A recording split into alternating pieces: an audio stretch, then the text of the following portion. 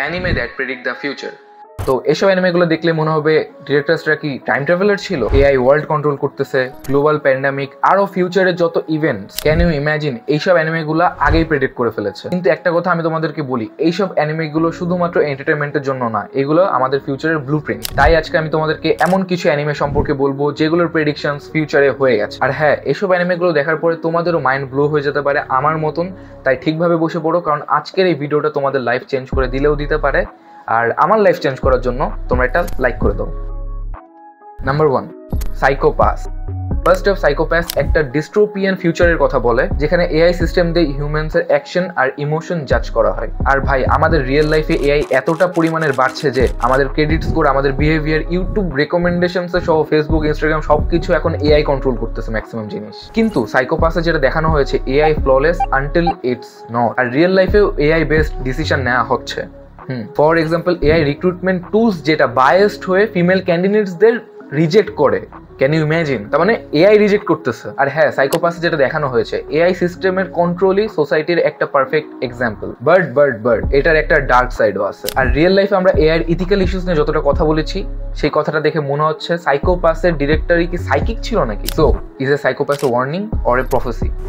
Number 2, Steins Gate. Next we have Steins Gate, the anime that made time travel cool and terrifying. তো Steins Gate এ আমরা একটা friends এর group দেখতে পারি, যেখানে তারা অ্যাক্সিডেন্টলি একটা টাইম ট্রাভেল ইনভেনশন করে ফেলে। Sounds like fun, sci-fi plot, right? But এখানে একটা ক্যাচ আছে। রিয়েলিটির মধ্যেও সায়েন্টিস্টরা তাদের টাইম ট্রাভেল থিওরি নিয়ে কাজ করে যাচ্ছে এখনো।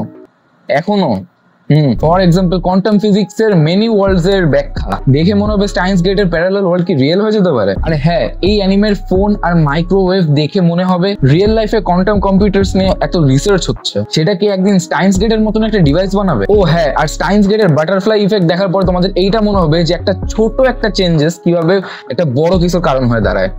তো এই ক্যাচগুলো বোঝার পরই তোমার মনে হবে যে ডিরেক্টর কি সত্যি কোনো টাইম ট্রাভেলার ছিল। তো নেক্সট অ্যানিমে হচ্ছে শস্যের মধ্যে ভূত, শেলের মধ্যে ভূত। Yes, I mean ghost in the shell. এই অ্যানিমেটা সাইবারনেটিক এনহ্যান্সমেন্টস আর হ্যাকিং নিয়ে।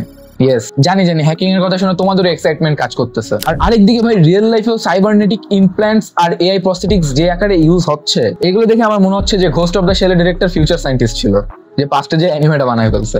ফর এক্সাম্পল, এই অ্যানিমের মেজর মোটোকো কুসানাগের সাইবারনেটিক বডি দেখেই মনে হবে রিয়েল লাইফে যত রোবোটিক প্রস্থেটিক্স আর ব্রেন কম্পিউটার নিয়ে যত রিসার্চ চলতেছে, সেটা কি একদিন ঘোস্ট অফ শেলের মতন হয়ে যাবে। আর হ্যাঁ, এই অ্যানিমেতে হ্যাকিং আর সাইবার ওয়ারফেয়ার যে আকারে দেখানো হয়েছে, আর তোমরা সবাই জানো রিয়েল ওয়ার্ল্ডেও সাইবার ওয়ার, সাইবার অ্যাটাক এগুলো কিন্তু চলেই, বাট এই অ্যানিমেটার লেভেলে না। বাট এখন মনে হচ্ছে যে এটাও ক্রস করে যাবে খুব সুন। আর হ্যাঁ, ঘোস্ট অফ দ্য শেলে যেটা দেখানো হয়েছে, আমি তোমাদের কোনো স্পয়লার দিচ্ছি না, জাস্ট একটা লাইনে ডিসক্রাইব করতেছি। What does it mean to be human? আর আমাদের রিয়েল লাইফেও যত এআই আর রোবোটিক্স নিয়ে এত কিছু চলতেছে, তো এখন তোমাদের হয়তো বা এটাই মনে হতে পারে যে ঘোস্ট অফ দ্য শেলের যে ডিরেক্টর ছিল, সে কি সত্যি কোনো ভবিষ্যৎবাণী করে দিয়ে গেছে। সো আমাদের লাস্ট আর number 5, attack on titan. So এটা শুধুমাত্র একটা অ্যাকশন অ্যানিমে না, এটার মধ্যে রয়েছে ওয়ার, পলিটিক্স এন্ড ম্যানিপুলেশন। আর রিয়েল ওয়ার্ল্ডের মধ্যে ওয়ার, প্রপাগান্ডা আর যত পলিটিক্যাল ম্যানিপুলেশন চলে ভাই।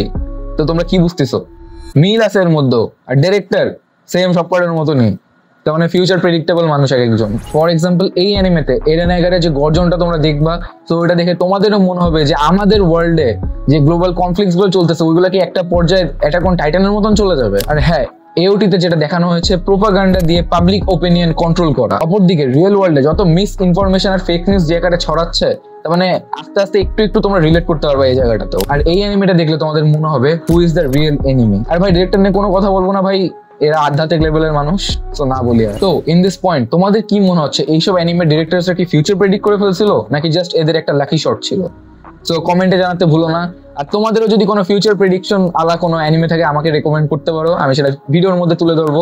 আর তোমাদের যদি এই ভিডিওটা ভালো লাগে, তাহলে অবশ্যই একটা লাইক করে দিও, আর চ্যানেলে নতুন আসলে সাবস্ক্রাইব করে দিও। তোমাদের বলে দিলাম লাল।